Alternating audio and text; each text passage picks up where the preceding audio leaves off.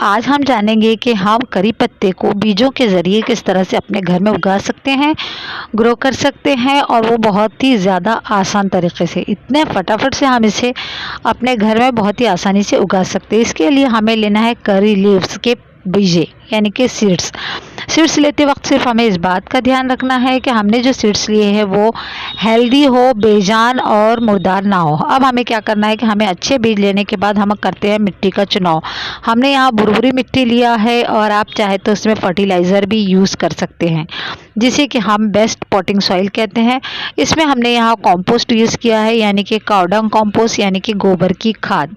गोबर की खाद मिलाने के बाद ये हमारी जो सॉइल है वो बेस्ट पॉटिंग सॉइल मिक्स फार्मूले में चेंज हो जाती है ना। अगर आपके पास गोबर की खाद नहीं है तो आप चाय पत्ती भी यूज़ कर सकते हैं, है ना।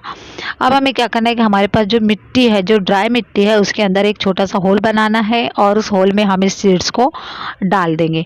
आप चाहे तो 1 या 2 या जितने सीड आप डालना चाहते हैं इसे होल करके डालना है और हल्की हल्की मिट्टी से इसे दबा देना है। इतनी ही मिट्टी, आधे इंची के करीब करीब इसमें मिट्टी रखना है, इतनी ज़्यादा मिट्टी नहीं रखना है, अदरवाइज़ इसकी जर्मिनेशन में प्रॉब्लम हो जाती है। उसके बाद हम इसमें देंगे पानी, है ना। हमें वो ओवर वाटरिंग नहीं करना है, हमें सिर्फ उतना ही पानी देना है कि इसकी जो मिट्टी है वो नम हो जाए, है।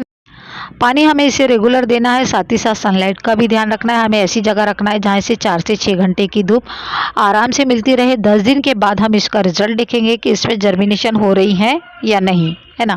10 दिन बाद हमने देखा है कि इसके अंदर अच्छी खासी प्लांटिंग हो गई है, जर्मिनेशन हो गई। इसका मतलब ये हुआ कि हमने जो करी का जो लीव्स लगाए थे, सीड लगाए थे, वो हमारा सक्सेस हो गया है और अब हमें इस तरह का एक छोटा सा नन्हा सा पौधा हमें नज़र आने लगा है ना।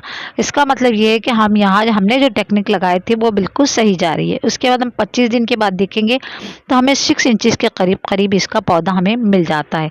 2 महीने का हम इंतज़ार करते हैं, क्योंकि 2 महीने काफ़ी लंबा समय होता है और इसकी जो ग्रोथ होती है वो थोड़ी स्लो ही होती है। ये इजी टू ग्रो प्लांट नहीं है, थोड़ा मुश्किल ही होता है इसे ग्रो करना, इसलिए बहुत एहतियात से हमें इसका ग्रो करना पड़ता है।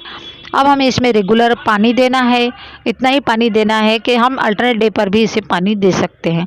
इसे भरपूर सनलाइट में रखना है, जहाँ 6 से 8 घंटे की इसे धूप मिलती रहे और बस फिर आप उसके बाद आप जो है इसे दूसरे किसी प्लांट के बड़े से पॉट में आप चेंज कर सकते हैं, इसे ट्रांसफ़र कर सकते हैं। मतलब आप जब आपका पौधा बड़ा हो जाए तो आप किसी बड़े से पॉट में इसे चेंज कर सकते हैं ना।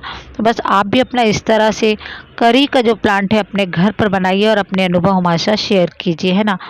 Thanks for watching, God bless you.